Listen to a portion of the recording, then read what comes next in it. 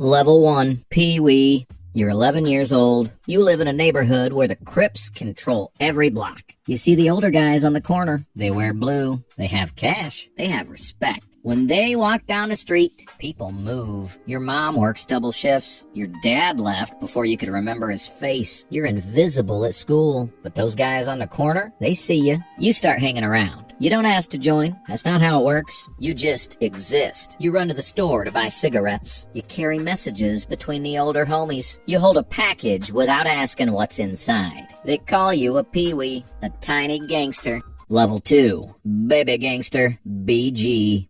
You're 14 now. You've been around for 3 years. One night, the big homie pulls you aside. You ready to put into work? You nod. You've been waiting for this. The initiation is simple. You get jumped in. 6 members form a circle. You stand in the middle. The count starts. You have to survive 60 seconds of fists and kicks from every direction. 1. A fist hits your jaw.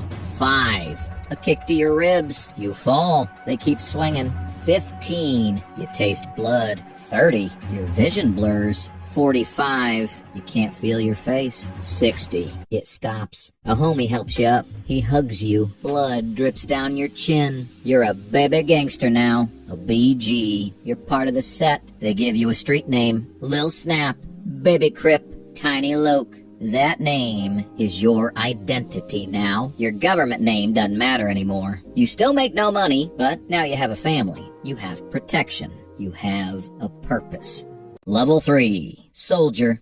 You're 16. You've been jumped in for 2 years. Now you get your first real job. You're a soldier, a shooter. When the set needs muscle, you show up. A rival gang is selling on your block. You and 3 homies roll up at midnight. You handle it. The corner is yours again. A store owner refuses to pay protection. You walk in with a bat. You don't say much. You don't need to. He pays next week. You start moving product. Weed first, then the harder stuff. You stand on the corner for hours. Hand-to-hand sales. You make about $300 a week.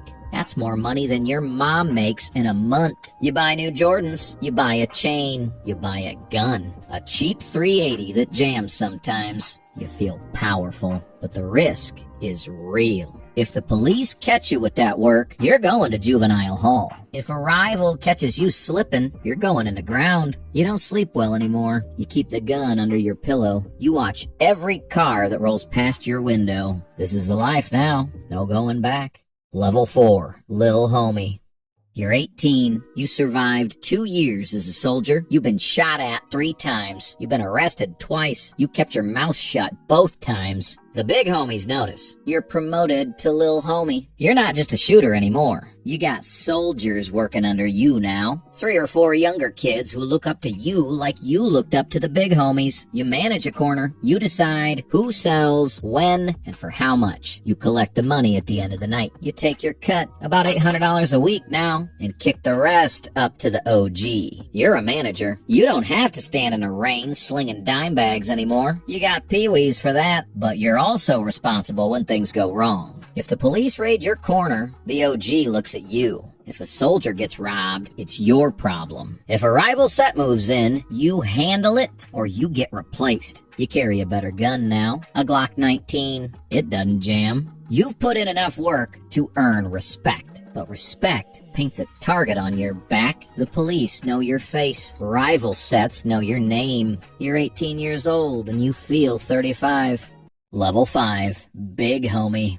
You're 22. You've been in a set for 11 years. You've been to prison once. 18 months for distribution. You sat in that cell and never gave up a single name. When you got out, the set threw you a party. You proved yourself. Now you're a big homie. You're a leader. You control a territory, maybe 5 or 6 blocks. You have multiple corners running. You have soldiers, lil homies, and BGs all reporting to you. The money flows up. You collect from your little homies. Take your cut and kick it up to the OG. You're making about $3,000 a week now. You have a car, an apartment, a girl, a closet full of blue. Your job is management and discipline. When a soldier's skimming money, you deal with it. Sometimes that's a conversation. Sometimes that's a beating.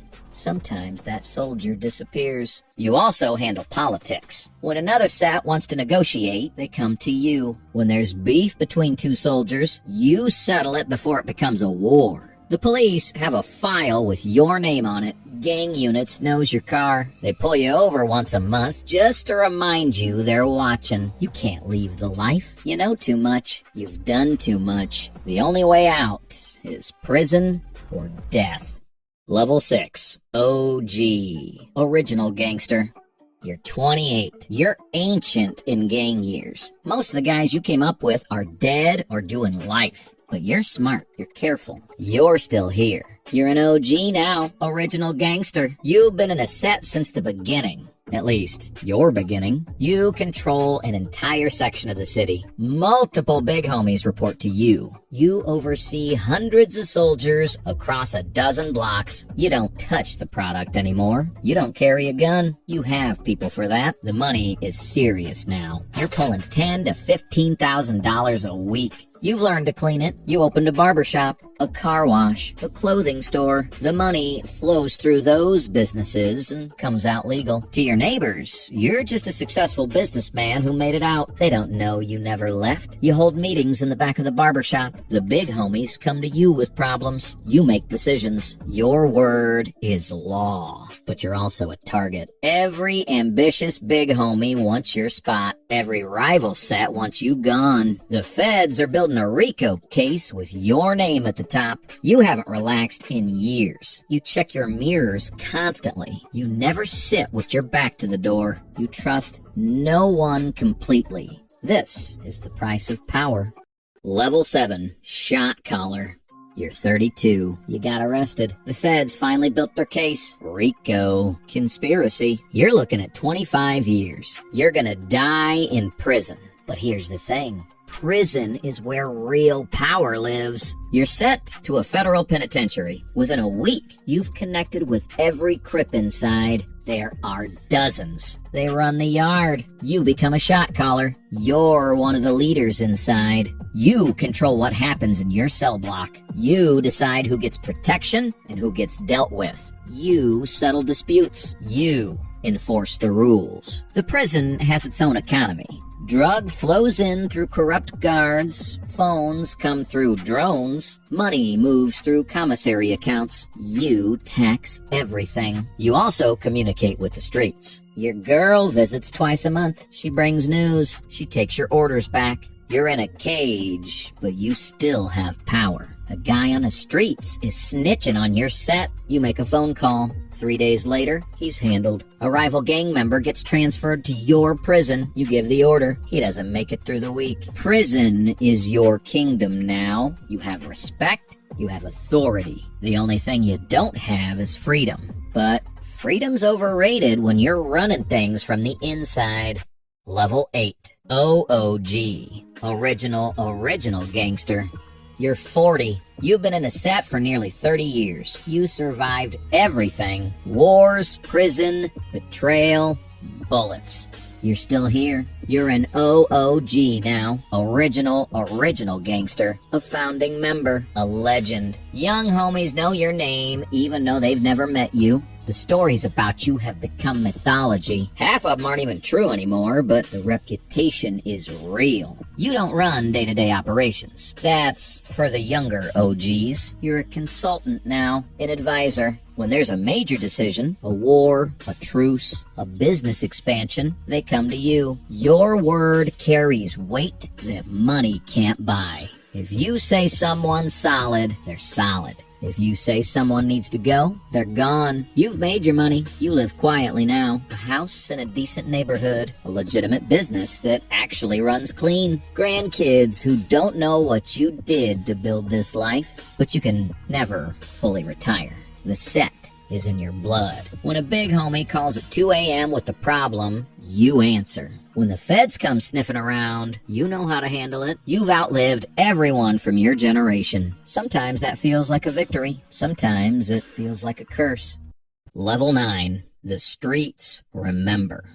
You're 50 years old. You've been in a life for nearly 40 years. You sit on your porch and watch the new generation. They're younger than your grandkids. They wear the same blue. They bang the same set. They think they invented this. They don't know who built the corners they stand on. They don't know about the wars you fought, the bodies you buried, the years you spent in cages. They just know the name, the legend. A young homie walks by. He throws up the set. You nod back. He keeps walking. He has no idea who you are. That's fine. You don't need recognition anymore. You've lost count of the funerals. Friends, soldiers, enemies, they all blur together after a while. You've seen generations rise and fall. You've watched the set evolve from a neighborhood crew to a nationwide movement. And what do you have to show for it? A house, some money, scars that ache when it rains, memories that keep you awake at night. Your son didn't join the life. You made sure. Beat it out of him when he was 14 and tried to hang with the homies. He hated you for years. Now he thanks you. Your grandson asks about the tattoos on your arm. You tell him they're mistakes. He doesn't need to know the truth. There's no retirement. There's no walking away. You're a Crip until you die. Blood in, blood out. You look at the corner where you first stood 40 years ago. There's a new Pee-wee there now. He's 11 years old. He's watching.